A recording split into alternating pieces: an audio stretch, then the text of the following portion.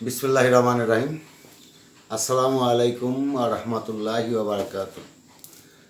Dear viewers and also my beloved, sweet and cute learners, I hope you are well by the grace of Almighty Allah. I came back to you with a new episode number 2 on subject verb agreement. Has already been written on the board here. You are watching. I would like to discuss subject verb agreement episode number 2 today, and I hope you are with me just now. Okay, dear children, আমরা first এপিসোডে দেখিয়েছিলাম যে subject verb এগ্রিমেন্টের কয়েকটা rules. তো আজকে আমরা ঠিক তার পরবর্তী থেকে যাচ্ছি, অর্থাৎ পরবর্তী যে 4 নম্বর রুলসটা সেখানে আমরা দেখাবো আজকে যে কিভাবে সাবজেক্টটা যদি এরকম থাকে যে ওয়ান, এরপরে হয়তো কাইন্ড অফ, টাইপ অফ অথবা সর্টস অফ, এরপরে একটা নাউন থাকে, তাহলে সেক্ষেত্রে আমরা সেই সাবজেক্টের ভার্বটা কী হিসেবে ব্যবহার করবো। তো আমরা দেখে নিই বন্ধুরা, দেরি না করে। তো আমরা দেখি যদি সেন্টেন্সটা এরকম থাকে, প্রথমে ওয়ান, এরপরে যেটা থাকতে পারে সেটা হচ্ছে কাইন্ড অফ, অথবা হতে পারে টাইপ, অথবা হতে পারে সর্টস, এরপরে প্লাস অব থাকবে, এরপর একটা এখানে নাউন থাকবে, এবং এই নাউন যেটা সেটা আমরা বলছি যে সিঙ্গুলার। এই নাউনটা হবে সিঙ্গুলার। তাহলে এর পরের যে ভার্ব, এই ভার্বটা কি হবে? এই ভার্বটা হবে, ভার্বটা যেটা হবে, ভার্ব হবে সিঙ্গুলার। আমি উইদিন ব্র্যাকেটে দিয়ে দিই সিঙ্গুলার, এরপর এক্সটেনশন। তো এই হচ্ছে মূলত স্ট্রাকচারটা। তাহলে আমরা আমরা এখানে শর্ট। তো এখন এই সেন্টেন্সটাকে যদি আমরা একটা এক্সাম্পল দ্বারা দেখি, তাহলে এই স্ট্রাকচার অনুযায়ী কি হতে পারে। যেমন আমরা এখানে ওয়ান প্লাস দিয়ে দেই, তার মানে ওয়ানের পরে যদি এই তিনটার যে কোনো একটা থাকে এবং এরপরে অব থাকবে, তারপর নাউন, যে নাউনটা হবে সিঙ্গুলার, সেক্ষেত্রে ভার্বটাও হবে সিঙ্গুলার। তো আমরা একটু দেখে নিই যে কি হতে পারে। যেমন ধরে নাও যে যদি সেন্টেন্সটা এরকম দেই, one kind of pen is, are, was, were, অথবা অ্যামও হতে পারে। আমি যদি অ্যামও দেই, তাহলে এরপরে দিলাম হয়তো নাইস টু লুক অ্যাট। খেয়াল করি আমরা এই জায়গা আমাদের যেহেতু এটা সাবজেক্ট ভার্ব এগ্রিমেন্ট, তাহলে আমরা এখানে দেখব যে এই কয়টার মধ্যে আসলে কোনটা হবে। তো আমরা দেখে নিই। আমরা স্ট্রাকচার অনুযায়ী বলছি, এখানে ওয়ান, এই যে ওয়ান রয়েছে, কাইন্ড বা শর্ট, এখানে এই তিনটার যে কোনোটা তুমি এখানে ব্যবহার করতে পারো। টাইপ ব্যবহার করতে পারতে, শর্ট ব্যবহার করতে পারতে। এরপর ভার্বটা, এই নাউনটা সিঙ্গুলার রয়েছে, সুতরাং ভার্বটা হবে সিঙ্গুলার। এখন দেখি এখানে ভার্ব সিঙ্গুলার হতে হলে আমরা জানি যে ভার্বের শেষে এস হতে হয়। তো ভার্বের শেষে যদি এস হয় তাহলে ওটা সিঙ্গুলার হবে। তো আমরা দেখছি এটা হবে। এখানে আর প্লুরাল হবে না, ওয়াজ হবে, ওয়ার হবে না, অ্যাম হবে না, কারণ ওয়ান এর পরে অ্যাম হয় না। Am only for, am is used only for I. Okay dear children, আশা করি তোমরা এখানে বুঝতে পারছো। তো আমি যদি আবার এরকম বলি, one kind of, one type of, one sort of book is reading, is for reading pleasure, is reading pleasure, অথবা ইজ টু রিড প্লেজার। তো এরকম যদি হতে পারে তোমরা ব্যবহার করতে পারো যে কোনো। One kind of man one kind of man can do this work, এরকম হতে পারে, অর্থাৎ যে কোনো ওয়ান এরপরে সিঙ্গুলার। এবারে আমি যেটা দেখাবো সেটা হচ্ছে যে ঠিক একই স্ট্রাকচার ব্যবহার করব, তবে আমরা ওয়ানের জায়গায় একটু চেঞ্জ করব। কি সেটা? স্ট্রাকচারটা হবে ওয়ানের জায়গায় আমি টু ব্যবহার করতে পারি, অথবা নাম্বারগত দিক থেকে এখানে মোর ব্যবহার করতে পারি। মোর বলতে আমি যেটা বলছি সেটা হচ্ছে যে এখানে 3 হতে পারে, হ্যাঁ, 4 হতে পারে, এরকম অ্যান্ড সো অন। আর যখন এটা এরকম হবে তখন আলটিমেটলি এই জায়গাটাও কিন্তু এই যে অ্যাডজেক্টিভগুলো এগুলো কিন্তু চেঞ্জ হয়ে যায়, এই নাউনগুলো। তাহলে এখানে চেঞ্জ হয়ে যায় প্রকার, এই যে কাইন্ড মানেও প্রকার, টাইপ মানেও প্রকার, শর্ট মানেও প্রকার, অর্থাৎ এই তিনটার অর্থই হচ্ছে প্রকার। তাহলে আমরা যদি এখানে এই জায়গা, তাহলে এস হয়ে যাবে, এখানে টাইপস হয়ে যাবে, এখানে শর্টস হয়ে যাবে। আর আলটিমেটলি এখানে তখন কি হয়ে যাবে, এই যে নাউনটা রয়েছে এই নাউনটাও তখন প্লুরাল হয়ে যাবে বন্ধুরা। তাহলে এখানেও প্লুরাল হবে। যদি এখানে প্লুরাল হয় তাহলে ভার্বটা কি হবে? প্লুরাল হয়ে যাবে। তো আমরা সেই ক্ষেত্রেই দেখাবো যে সেন্টেন্সটা তাহলে কি হতে পারে। এরকম একটা উদাহরণ দিতে পারি। তা আমি যদি এই জায়গায় এরকম ব্যবহার করি যে ওয়ান না দিয়ে আমি এই জায়গায় ব্যবহার করলাম এখন কি টু, এখানে আমি 2 ব্যবহার করতে পারি, 5 ব্যবহার করতে পারি, and so on, that will be more than 1, অর্থাৎ প্লুরাল নাম্বার হতে হবে। এই নাম্বারটা হতে হবে প্লুরাল। তাহলে আমার এখানে কি হয়ে যাচ্ছে, এখানেও কিন্তু আমি ব্যবহার করব কাইন্ডস, টাইপস, সর্টস। সুতরাং এখানেও পেইন্টস হয়ে যাবে, এটা প্লুরাল, এটা আমরা বুঝতে পারছি যে এটা প্লুরাল হতে হবে। আর এই জায়গায় আমরা এইগুলোই রাখলাম ভার্ব, কিন্তু কারেকশনটা যখন করব তখন একটু ভিন্ন হয়ে যাবে। অর্থাৎ এখন আমরা ঠিক এখানে যা দিছিলাম তার বিপরীত, অর্থাৎ যেহেতু প্লুরাল হবে তাহলে এই ইসটা হবে না। তার মানে কি দাঁড়ালো, এখানে আর হবে, যেহেতু আরটা প্লুরাল এটা হবে। ওয়াজটা সিঙ্গুলার তাহলে এটা হবে না, এই ওয়ারটা প্লুরাল এটা হবে। অ্যামটা যেহেতু অনলি ফর ফার্স্ট পারসন সুতরাং এটা হবেই না। তাহলে সেন্টেন্সটা কি হলো, 2 or 5 kinds or sorts or types of friends were nice to look at। এটা কিন্তু হয়ে যাবে। এখন আমরা এইভাবে কিন্তু করতে পারি, এরকম আরো অনেক তোমরা ব্যবহার করতে পারো। এখানে পেন্সের পরিবর্তে নাম্বারগুলো চেঞ্জ, এখানে নাম্বার চেঞ্জ করো, এখানে যে থিং রয়েছে, যে বস্তু রয়েছে সেটা তুমি চেঞ্জ করে দাও, তাহলে আলটিমেটলি ভার্বটা চেঞ্জ হয়ে যাবে। তাহলে এখানে তোমরা এইভাবে পরিবর্তন করে করে হাজার হাজার সেন্টেন্স ঘরে বসেই তৈরি করতে পারবে, just using this rules or structure here given on the board or written on the board here. Okay dear children, our next rules যেটা সেটা আমরা দেখি একটু। নেক্সট রুলস নাম্বার 5, 5 নম্বর রুল যেটা সেটা আমরা দেখব। সেটা কি? সেটা হচ্ছে এই এখানে কিন্তু আগে যেটা দিয়েছিলাম ওরকম ওয়ানই থাকবে, তবে আমরা এই জায়গা আরেকটু যেটা পার্সন থাকবে সেটা দেখে নিই কীভাবে স্ট্রাকচারটা থাকে। স্ট্রাকচার, এরপরে স্ট্রাকচারটা হচ্ছে ওয়ান। তাহলে এখানে কিন্তু আমরা ওই যে আর কাইন্ড অফ, সর্টস অফ এগুলো ব্যবহার করছি না, তার মানে এখানে না করে এখানে সরাসরি একটা অব ব্যবহার করছি, তাই না? এই জায়গায় সরাসরি একটা অব নিয়ে আসছি। অব নিয়ে এসে এই জায়গায় কিন্তু আমরা সেই নাউনটা ঠিক রেখে দিচ্ছি। তো এই জায়গায় যখন আমরা নাউন ব্যবহার করব তখন খেয়াল করো, এই নাউনটার ক্ষেত্রে আমি তোমাদের একটু দিয়ে দিই নিয়ম কিছু। এই নাউন যেটা হবে, নাউনটা আলটিমেটলি কি হবে, আমি এখানে দিচ্ছি সিঙ্গুলার নাকি প্লুরাল, সেটাই হবে এখানে মুখ্য বিষয়।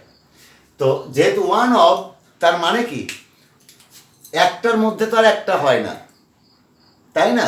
একটার মধ্যে একটা তুমি বলতে পারো না, বা আমরা বলি না। তাহলে এখানে ওয়ান যদি হয় তাহলে এই নাউনটা of course it must be more than one, তার মানে একের বেশি, তার মানে এটা প্লুরাল হতে হবে।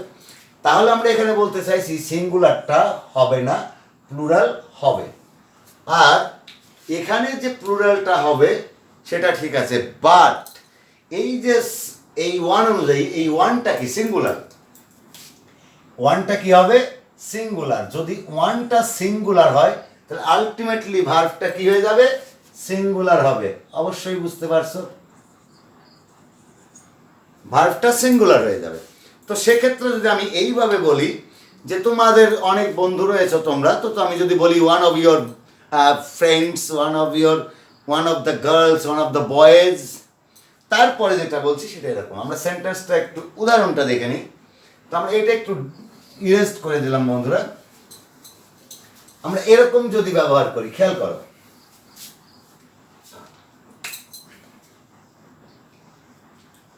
ওয়ান অফ দ্য গার্লস, তাহলে এখানে গার্ল আর গার্লস আমি দুইটাই লিখলাম, one of the girl or girls. এখন যদি আমি এখানে দুইটা ভার্বই ব্যবহার করছি, হ্যাভ, হ্যাজ হ্যাভ, এরপরে আমি লিখছি ফ্লেড ওয়েল। তুমি এখানে ভার্ব ডান ওয়েল দিতে পারো, ডান ওয়েলও ব্যবহার করতে পারো। তা আমি যেটা বলতে চাইছি সেটা হচ্ছে এখানে ওয়ানটা অ্যাজ দ্য সাবজেক্ট, সাবজেক্ট এখানে কি দুইজন বা অনেক বালকের বালিকার মধ্যে, তার মানে এটা ওয়ানের পরে আমরা বলছি এটা প্লুরাল হতে হবে, তার মানে এটা গার্লস হবে, তাহলে এটা সিঙ্গুলার আছে কাটা, তাহলে এইটা হবে, তাহলে প্লুরাল। এই অনেকের মধ্যে মেয়েগুলোর মধ্যে একজন মেয়ে has or have played well, ভালো খেলেছে। তো এখন এই একজন, কয়জন খেলেছে একজন, তাহলে কি সিঙ্গুলার, তাহলে ভার্বটা হবে সিঙ্গুলার। আর সিঙ্গুলার এবং প্লুরাল ভার্ব চেনার উপায় কিন্তু আমি তোমাদের অনেকবার বলেছি, আমার প্রিভিয়াস অনেক ক্লাসে বলেছি, তোমরা দেখে নিও। আজকেও বলেছি আমি এই আগের রুলসের ক্ষেত্রে যদি এস থাকে তাহলে সেটা সিঙ্গুলার হয়ে যায়, তাহলে এইটা সঠিক এবং এটা ভুল। তাহলে কি দাঁড়ালো, one of the girls has played well, done well, has returned home, has gone to the park, এরকম তুমি অনেক, হ্যাজ রিটেন ওয়েল, তাই না, has made a good result in the exam, তো এরকম আমরা বলতে পারি। তো এখন আমরা দেখব যে জাস্ট এই ক্ষেত্রেই যদি আবার আমরা রিলেটিভ প্রোনাউন নিয়ে আসতে পারি, রিলেটিভ প্রোনাউন, তাহলে সেক্ষেত্রে কি হবে বা তার ব্যবহারটা কেমন হবে আমরা একটু দেখে নিই। তাহলে স্ট্রাকচারটা যেটা হবে সেটা এরকম, এই স্ট্রাকচারটা এইরকমই আসবে, তবে একটু ভিন্ন হবে। সেটা কি, জাস্ট এই জায়গাটা, এই যে এখানে একটা রিলেটিভ প্রোনাউন, এটা হচ্ছে রিলেটিভ প্রোনাউন, তো যেহেতু মানুষ তাই আমরা এখানে হু এর ব্যবহারটাই করলাম। অর্থাৎ এইরকম যদি স্ট্রাকচারটা, তাহলে এই স্ট্রাকচারটা এটা কিন্তু ব্যতিক্রম, জাস্ট এইটার উল্টা, এখানে রিলেটিভ প্রোনাউন ছিল না আগেরটাই, এখন আমরা রিলেটিভ প্রোনাউন নিয়ে আসলাম। তাহলে নিয়ে আসলে সেক্ষেত্রে কি হচ্ছে, সব কিন্তু একই রকম। তাহলে যেটা দাঁড়াবে সেটা হচ্ছে এরকম তো থাকলোই, এই যে এখানে এ পর্যন্ত থাকলে এরপরে আরও কিছু হবে। তো আমি এইটা একটু ইরেজ করে স্ট্রাকচারটা আগে কমপ্লিট করি।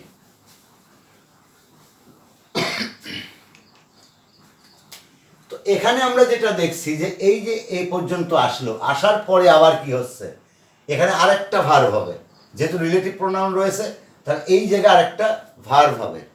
তো এই ভার্বটা কি হবে সেটাও তোমাদের খেয়াল করতে হবে। আমি যদি এই জায়গা আরও অন্য কিছু ব্যবহার করতে চাই তাও হবে। তো ভার্ব, এই ভার্বটাও কিন্তু সিঙ্গুলার হয়ে যাবে, প্লাস এক্সটেনশন, এই ভার্বটা সিঙ্গুলার হবে। তো সেক্ষেত্রে আমরা একটু দেখে নিই আবার এইটার উদাহরণ কি হতে পারে। তো আমরা যেটা দেখি, আগে দিয়েছিলাম কি ওয়ান অফ দ্য গার্লস, আমরা একটু চেঞ্জ করি, বলছিলাম না যে তোমরা শুধু নাউনটা চেঞ্জ করে অনেক করতে পারবে, তো আমি ওই রকমই আরেকটা দেখাই। দেখো, one of the player oblique players, তাহলে খেলোয়াড়দের মধ্যে একজন, কে, হু, যে, কি সে। আমরা যদি এইভাবে তোমার এখন ব্যবহার করি, is, am, R, was, war, তো আমরা যেহেতু এখানে প্রেজেন্ট টেন্সে নিয়ে আসি ওয়াজ ওয়ার বাদই দিই, was were plus extension plus এইবার আবার ভার্ব, এই ভার্বটা কি হবে সিঙ্গুলার। তো আমরা এখানে যেটা করব সেটা মনে করো এইরকম দিলাম হ্যাজ অথবা হ্যাভ, তো প্লাস কেন দিচ্ছি, যেহেতু আমরা এটা স্ট্রাকচারের উদাহরণ দিচ্ছি তাহলে আর এটা দরকার নেই। তাহলে আমরা এখানে have or has,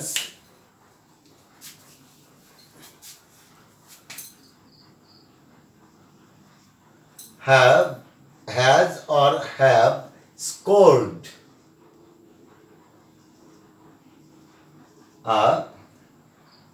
scored 2 goals, লিখে দিই 2 goals। তাহলে আমরা দেখছি এখানে অ্যামিজ, আর এখানে যদি দিই রিয়ালি ইন্টেলিজেন্ট,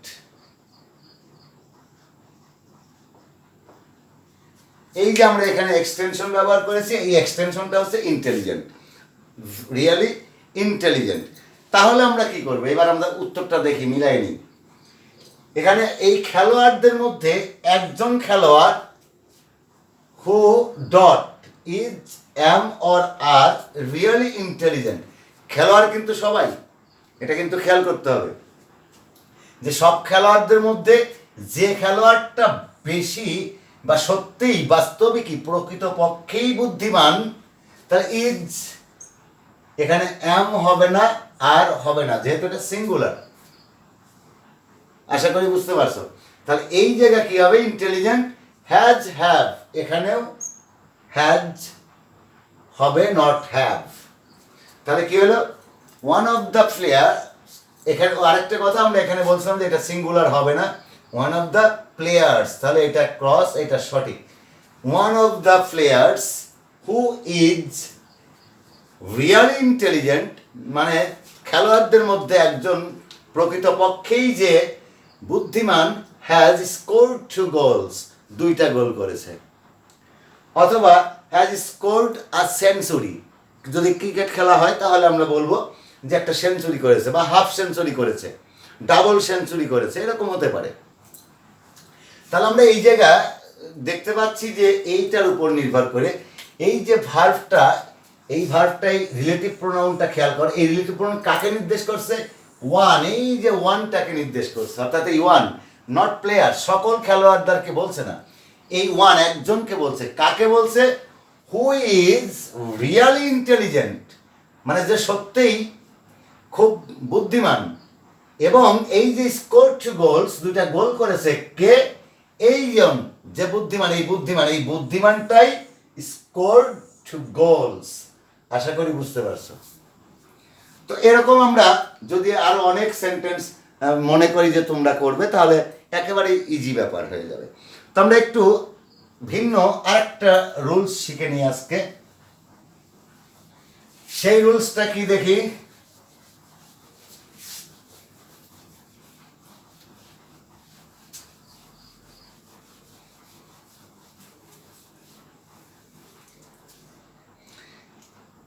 এবারে আমরা এই 6 নাম্বার রুলস যেটা শিখব সেটা হচ্ছে এরকম যে যদি আমরা দেখি যে কোনো কালেকটিভ নাউন রয়েছে, কালেকটিভ নাউন, তো আমরা দেখি সেটা কেমন।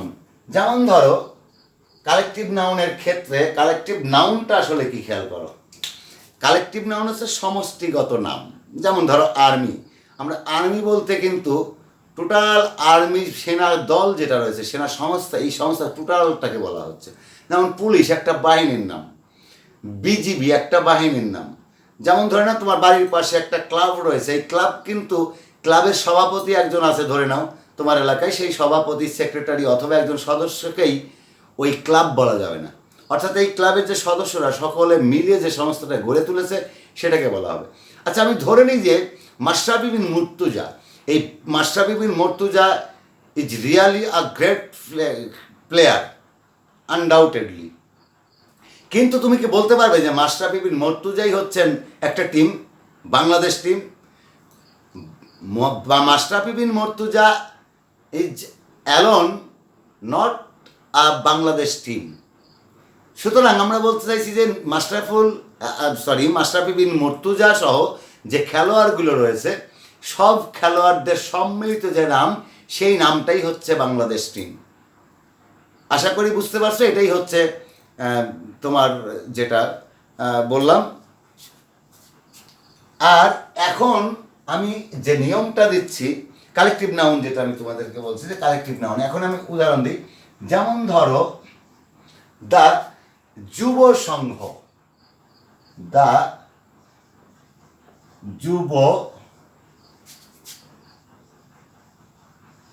যুব সংঘ। এই যুব সংঘটা কি? একটা ক্লাবের নাম, দ্য যুব সংঘ ক্লাব। তাহলে এই যে ক্লাবটা, এই ক্লাবের কতজন সদস্য রয়েছে আমরা সেটা দেখে নিই। তো ক্লাব আমরা এখানে ব্যবহার করছি হ্যাজ অর হ্যাভ, ধরে নেই 250 মেম্বার্স।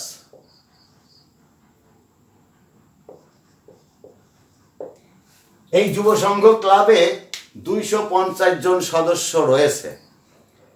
তাহলে এই যে কালেকটিভ বলছি আমরা, এই কালেকটিভটা কি আলটিমেটলি একটাই ক্লাব। এই যে 250 জন সদস্য, আমি যদি এইটা ধরে এখানে যদি এইটা করতাম তাহলে কিন্তু এটা হবে না। এটা হবে কি, এই যে যুব সংঘ ক্লাব, এইটার উপর নির্ভর করে এইটা হবে এইটা, তার মানে এইটা সঠিক, এটা ভুল। আশা করি বুঝতে পারছো। কিন্তু যদি আমি এখন বলি আরেকটা সেন্টেন্স এইটা দিয়ে লিখি এইরকম, যেমন ধরে নাও দ্য যুব সংঘ ক্লাব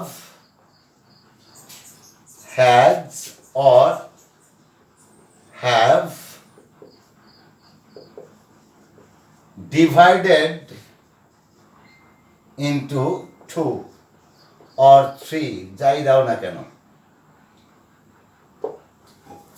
অর্থাৎ এখানে বলা হচ্ছে যুব সংঘে একটা ক্লাব ছিল, ভালো কথা, কিন্তু এই ক্লাবটা ভেঙে দুইটা ভাগে বিভক্ত হয়ে গেছে। তার মানে এই যুব সংঘ ক্লাব কিন্তু আর এখন একটা নেই, তার মানে দুইটা অংশ হয়ে গেছে। তখন এই যে 2, এই অনুযায়ী আমাদের এই ভার্বটা হয়ে যাবে আলটিমেটলি প্লুরাল। তার মানে এটা সঠিক, এটা ভুল। আশা করি বুঝতে পারছো। তো আমরা আজকে আর একটা নিয়ম আমি তোমাদেরকে দেখাবো, যে নিয়মটা খুবই গুরুত্বপূর্ণ, যেটা পরীক্ষায় আসে, এবং এটা খুবই মনোযোগ সহকারে দেখবে এবং পজ দিয়ে রাখবে, যাতে পরবর্তীতে তুমি এটাকে দেখে অনেক কাজ করতে পারবে। তো সেটা কি, লাস্ট নাম্বার, আজকে today's last number of rules. সেটা কি, যদি কোনো সেন্টেন্স আমরা দেখি যে 1 আছে এবং 1-এর পরে আর কি কি থাকবে আমরা সেইগুলো দেখি, কোন শব্দগুলো থাকবে। যেমন ধরে নিই, ধরো ওয়ান অফ থাকলো, আবার এই ওয়ান অফের পরিবর্তে এখানে ইচ অফ থাকতে পারে। আবার কি থাকতে পারে, যেমন ধরো, এটা তোমাদের আমি আগের ক্লাসেও দেখিয়েছি, আইদার অর নেইদার।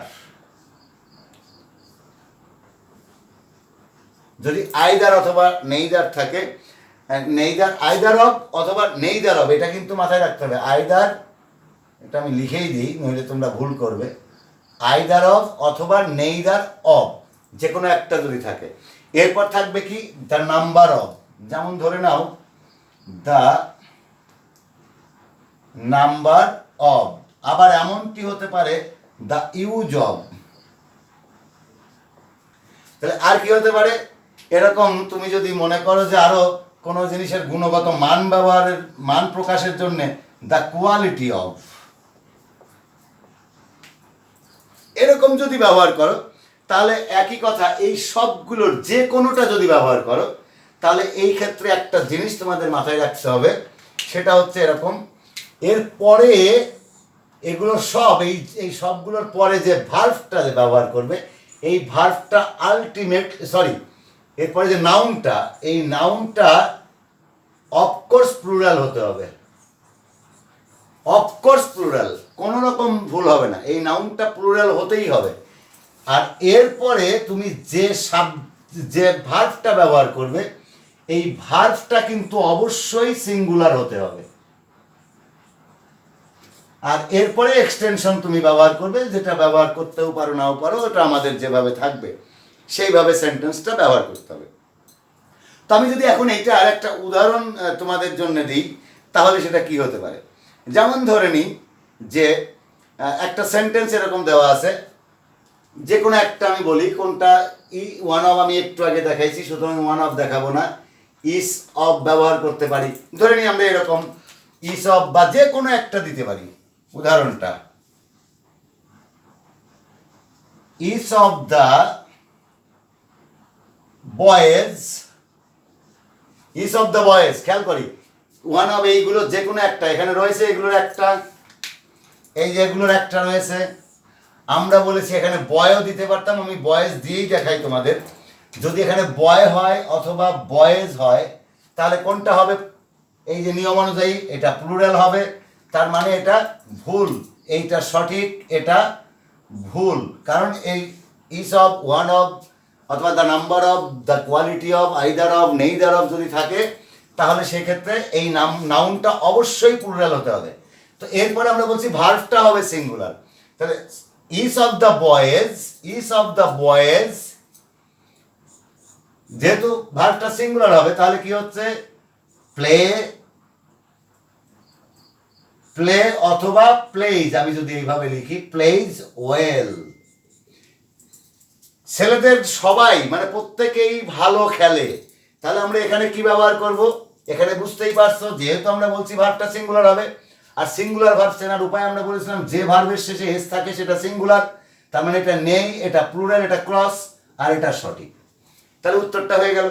এখন যদি তুমি মনে করো যে স্যার আমি এখানে আইদার অফ দেবো, অবশ্যই either of the boys plays well, neither of the boys plays well, ছেলেদের কেউই ভালো খেলে না। The quality of the boys is not well, ছেলেদের গুণগত মান ভালো না। অথবা ইজ ওয়েল তুমি লিখতে পারো, আর ওয়েল বা অ্যাম ওয়েল হবে না। তাহলে এইরকম এখানে সব ওয়ান অফ দ্য বয়েজ তাও লিখতে পারো, একই সেম উত্তর হয়ে যাবে। তো এরকম হাজার হাজার সেন্টেন্স তোমরা ঘরে বসে তৈরি করো। তবে মনে রেখো অবশ্যই, এই যে আমি কয়েকটা এখানে দিয়ে দিচ্ছি, সেই কয়েকটা জিনিস একটু অবশ্যই মাথায় রাখতে হবে। যদি এই এইগুলোর মধ্যে ইউজের জায়গা যদি ইউজেস থাকে, অর্থাৎ আমি একটা এস এখানে যোগ করলাম, আবার এই যে ডি নাম্বার অফ রয়েছে, আমি যদি ডি নাম্বারের পরিবর্তে এ নাম্বার ব্যবহার করি, তাহলে যে বিষয়টা হবে, নাউন কিন্তু প্লুরালই হবে, তবে এই ভার্বটা অবশ্যই প্লুরাল হতে হবে। তাহলে এই ভার্বটাও তখন কি হবে, প্লুরাল হয়ে যাবে, কারণ এখানে এইটা রয়েছে প্লুরাল, এ নাম্বার অফ। আবার এই ওয়ান বা ইস এর পরিবর্তে যদি যে কোনোটাই টু আর মোর হয়, অর্থাৎ দুই বা ততোধিক হয়, অর্থাৎ প্লুরাল বোঝায়, তাহলেও কিন্তু ভার্বটা প্লুরাল হয়ে যাবে। আমি এরকম দুইটা সেন্টেন্স তোমাদেরকে উদাহরণ দিয়েই আজকের ক্লাসটা শেষ করব। আশা করি এগুলো পজ দিয়ে রাখবে, তাহলে তোমাদের জন্য সুবিধা হয়ে যাবে। যেমন ধরে নিন আমি এখানে যদি বলি a number of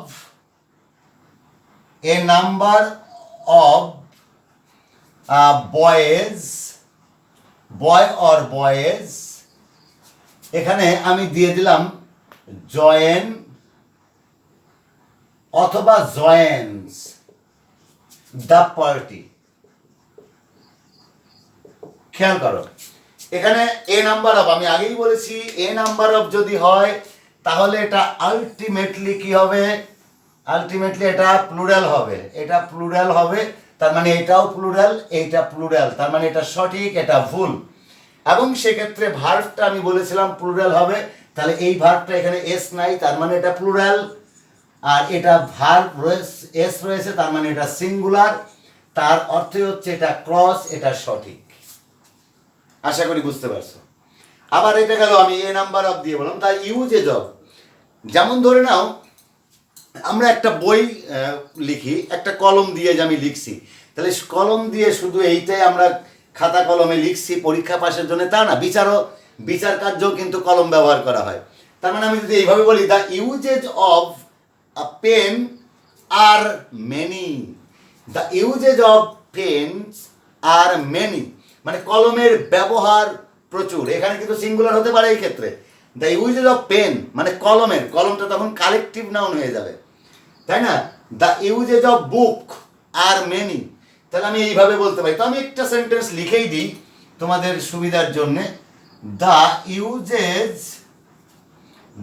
uses of pen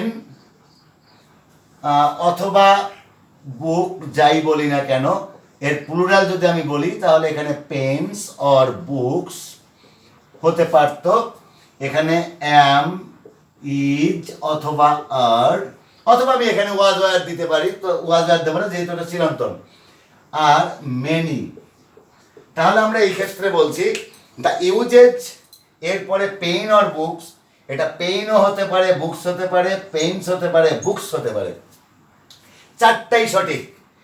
তবে আমরা বলেছি যে ভার্ব যেটা হবে সেটা আলটিমেটলি প্লুরাল হয়ে যাবে, যেটা এখানে ব্যবহার করেছি। তাহলে এটা অ্যাম শুধুমাত্র আয়ের জন্যে, তাহলে এটা হবে না।